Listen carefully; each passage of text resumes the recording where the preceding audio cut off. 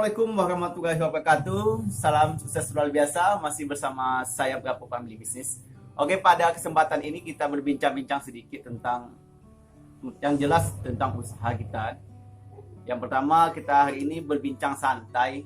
Bagaimana kita ini pada topik pada hari ini kita berbicara bagaimana pelanggan di toko kita itu rame ataupun konsumen di toko kita itu rame. Mungkin ini jadi ada beberapa trik yang harus kita lakukan.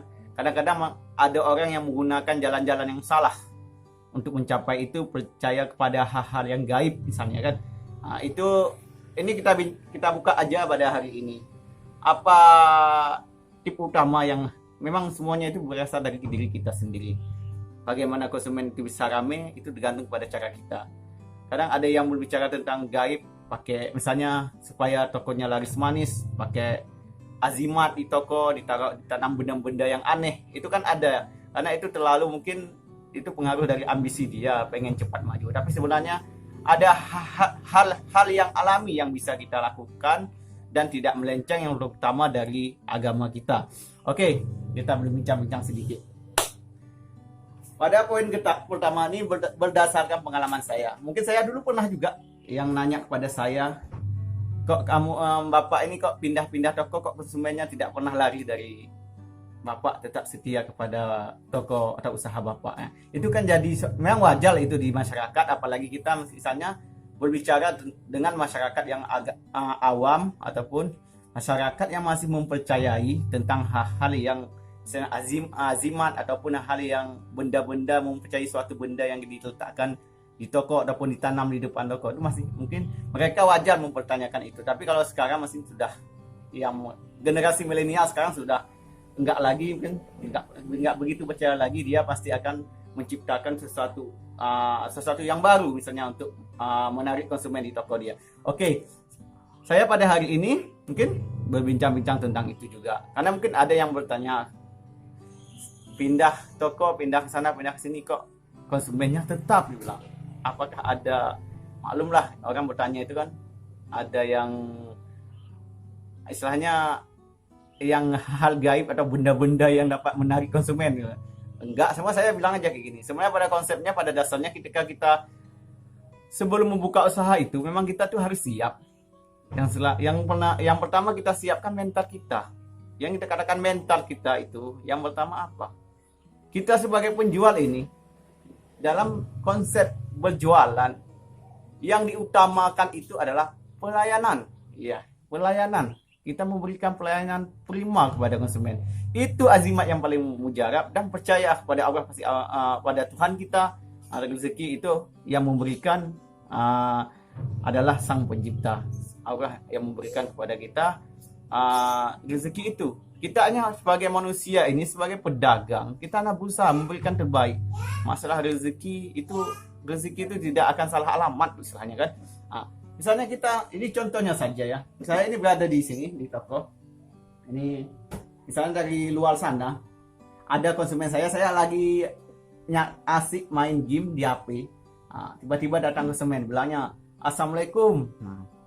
Kita asik main game terus, misalnya asik dengan permainan kita, dengan kita ataupun lagi chat sama kawan, asik dengan HP kita. Sampai sengaja kita telah mengabaikan konsumen kita. Katanya, "Assalamualaikum Pak," sampai 2 kali. "Assalamualaikum, aku mau belanja." Baru kita terkejut, ada konsumen. Konsumen itu ketika hal yang tidak sengaja kita lakukan tadi itu sangat berdampak terhadap konsumen itu.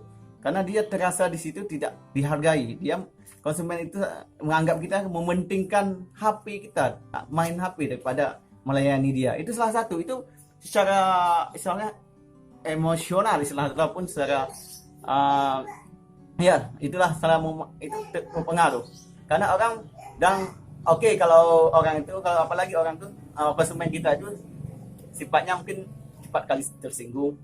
Adapun kalau bisa memahami, sekali 2 kali juga kita seperti itu sekali 2 kali kita juga melakukan hal yang sama kepada konsumen, lama-lama konsumen itu untuk apa saya belanja ke toko itu, kayak kita nggak dihargai ya. Kita nanya barang ini barang itu, ketika kita datang ke toko Dia kadang-kadang asik dengan HP-nya, asik dengan main game atau bagaimana, asik dengan media sosialnya, dia main HP terus, kita kan kurang melayani. Itu konsep utama yang kita harus pahami. Nah, kadang hal-hal yang tidak sengaja itulah yang membuat konsumen kita itu lari dari kita. Nah, makanya ketika konsumen datang dari depan, misalnya, ya kebiasaan saya, dia misalnya datang pakai motor ya, dia berhenti, saya sudah bangun itu. Nah, untuk menyapa dia, saya berdiri di depan etalase kayak gini, dia masih belum turun dari motor, saya sudah berdiri di depan etalase, menyapa dia. Nah, ada perlu dibantu.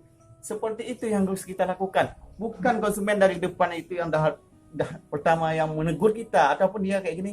Nah, kita harus lebih dahulu untuk menanyakan apa, ada yang perlu dibantu, itu yang paling bagus. Ini masalahnya sekali dua kali konsumen dulu bicara, kita asik dengan mainan kita, dengan asik dengan kegiatan kita, lama kelamaan ya siapa saja, mungkin saya sendiri bisa belanja ke toko orang lain juga kayak gitu. Ketika saya belanja, misalnya saya nggak direspon, kurang baik, pelayanan kurang baik, saya lama-lama juga muak. Ya, istilahnya kita belanja sebenarnya kan belanja ke tempat dia kan dia sangat membutuhkan konsumen.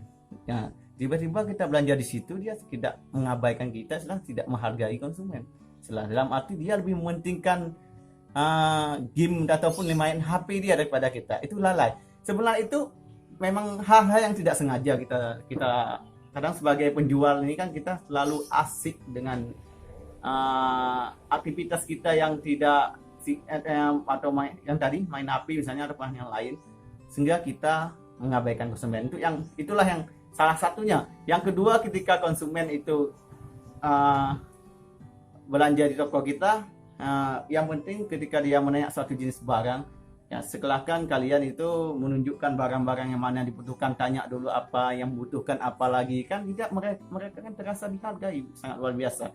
Setelah kita tanya, dia misalnya nanya suatu jenis pena misalnya ataupun gunting misalnya, ya kan, ini apa yang dibutuhkan lagi, ya kita sambung, nanti dia membutuhkan pena, kita tanya lagi apa yang dibutuhkan, biar kami sediakan. Itu lebih bagus. Nah, nggak perlu harus ada benda-benda gaib yang diletakkan di toko ataupun yang lain-lain yang sehingga kita lari istilahnya cedera iman kita, istilahnya kan nggak perlu itu kan. Istilahnya jangan, sebaiknya konsep yang utama dalam kita berusaha ini adalah yang pertama, kita baru-baru pemula, yang penting prioritaskan pelayanan. Itu pelayanan terbaik, pelayanan prima adalah poin utama kita. Istilahnya kalau kita mau hidupkan mobil, sudah punya mobil. Nah, kita udah punya mobil misalnya, minyak sudah ada, dah lengkap semua mobil baru. Ketika mau jalankan startnya itulah. Start itulah pertama kita memulai untuk menghidupkan mobil, itulah pelayanan. Pelayanan terbaik pada konsumen, dia mempunyai kesan terbaik terhadap usaha kita, maka dia insya Allah kedepannya akan kembali lagi dan belanja di toko kita. Oke, salam sukses luar biasa pada hari ini. Ini sekedar pengalaman yang saya bagikan. Nggak perlu percaya pada benda-benda gaib ataupun yang istilahnya melenceng dari agama kita, kepercayaan kita. Oke, salam sukses luar biasa. Assalamualaikum warahmatullahi wabarakatuh.